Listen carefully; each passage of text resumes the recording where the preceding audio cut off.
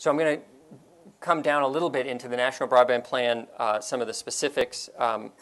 As you all know, federal funding beyond BTOP is tight for this kind of stuff, right? This is just the reality. It's tight at the state level. I mean, I'm from California. It's ridiculous how hard it is to get money out the door right now. I mean, there's just no money there. Some other states are doing a little bit better, but it's tight everywhere. And the federal funding is tight. So how do we create value in a tight funding environment? How do we drive more relevance to our networks in a tight funding environment?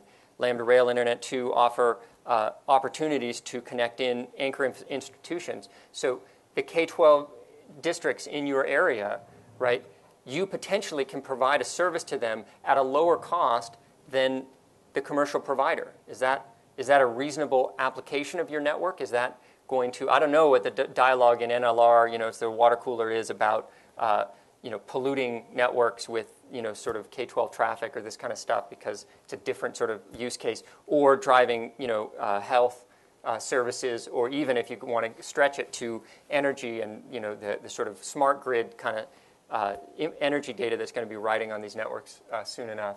But that kind of anchor institution connectivity is a way of aggregating demand a little bit further out than potentially you've looked so far, but is a potential way to continue to grow your networks and continue to make them more and more relevant.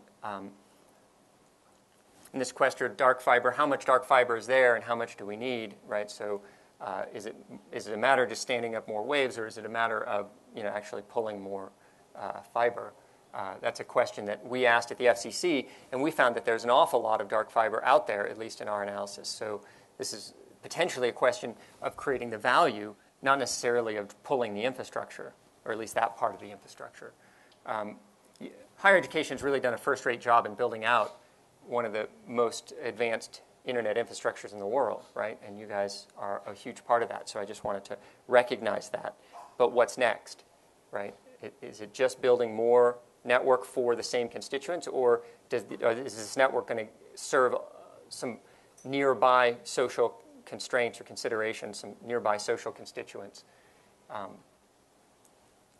Alrighty, and just being from in Indiana right now, I know Brad Wheeler and some guys out here have been doing some really fascinating work in Sakai, in open tools development, and this is another example of knowledge intensification that you can be thinking about as you're working in your day-to-day. Partnering up in community source sort of projects like that really offer some interesting applications for the network. So, alrighty, so let's just review very briefly the National Broadband Plan, some of the specifics that we had in it. Some of them, as I said, are K-12 focused, and so I'm going to sort of move through those a little quicker, but basically the concepts that we have here, and then I'll be wrapped up. So, so we basically looked in 4 areas: online learning, digital content, data standards interoperability, and broadband infrastructure. Right, so 4 areas of key consideration, and you've heard me talk about those. I tried to make a more interesting presentation than just sort of rattling through this stuff. I hope that has been successful, but we'll see in the comments that I hear from people maybe after the event. But rather than just sort of lay these out in some bullet point, which I was forced to do at the commission meetings and the Congress and all this stuff, I was hoping to engage in a conceptual dialogue with you about the meaning of these things. Alrighty, but they provide systems, platforms, and support to teaching and learning, right? They provide new forms of individualized content and resources. They increase the data availability and the market transparency for product services, that sort of thing. And they provide access to newer high bandwidth online solutions, right? So this is kind of where you sit. But what we really saw was this stuff isn't meaningful without all this stuff, and this stuff can't happen without this stuff. And so you're tied up really tightly. And you may already be deeply engaged with your application folks, your curriculum folks, or you may not be. And I'm just encouraging you to look at how you might create more value for your network, more relevance for your specific organization, your division, looking at some of these questions. So the specific recommendations that we made, they're over here. So we recommended increasing online learning systems. So this is increasing funding and support at the federal level, as well as removing some of the barriers to online learning that we see at the state level. So for example, teacher certification and course accreditation. In many universities, you're required to be in a seat for a certain amount of time in order for that course to be considered accredited and for you to get credit for that course, right? So what does it mean in online learning to be sitting in a seat, right? Is this like, I had to take an online course, at the Fed for some online training, and it was really the goal was to keep you in the seat for a certain amount of time in order to complete the course. And that was very clearly driven by some requirement that maybe was a little out of date with the fact that I was taking it on a computer, right? So capabilities-based assessment fits into that stuff. All right, distance learning and online communities, all tightly tied up to the online learning world. We also looked at innovation for both companies and nonprofits and government institutions like public universities and potentially private universities as well. What does that innovation look like? We have the I3 fund coming out. BTOP is competitive. We're trying to drive some innovation into the FCC E-rate program. We're trying to bring innovation through Race to the Top grants, which are K-12, but should produce some interesting outcomes if they're well received and well implemented.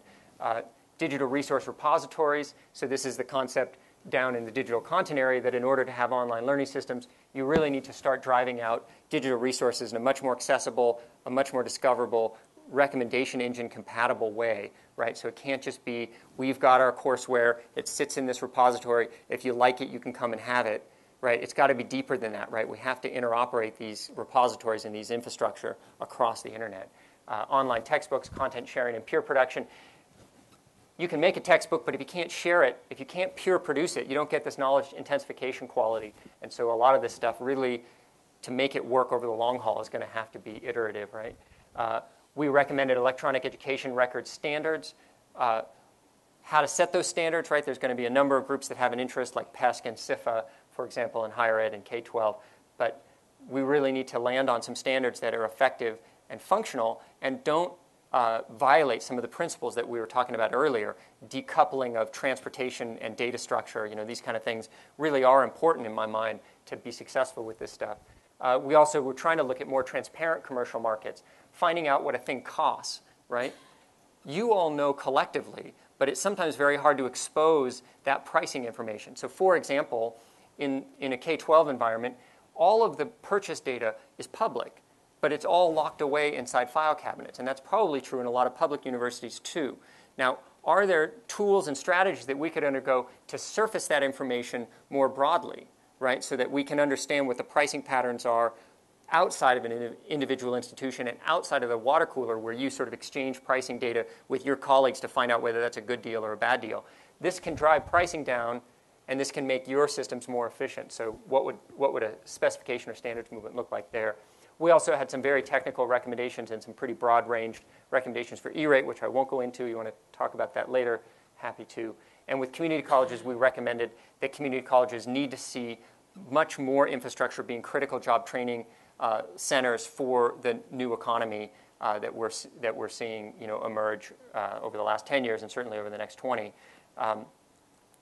President Obama, from what I understand, has made a number of statements publicly, and you can certainly Google these and see them, about community colleges, and so it's very clear that the administration has a strong amount of support for this. So that's just a signal to you how this needs to factor into your thinking in terms of partnerships and potential other ways of, again, increasing the relevance and impact of your networks. So that's the conversation. So I'd welcome any questions. Hopefully we can engage in a dialogue after I'm off of this sort of podium here. So I would really, as I said, solicit your input. And anyone who wants to engage in this, finds it interesting, is looking for ways to contribute, I would really welcome your insight and your input.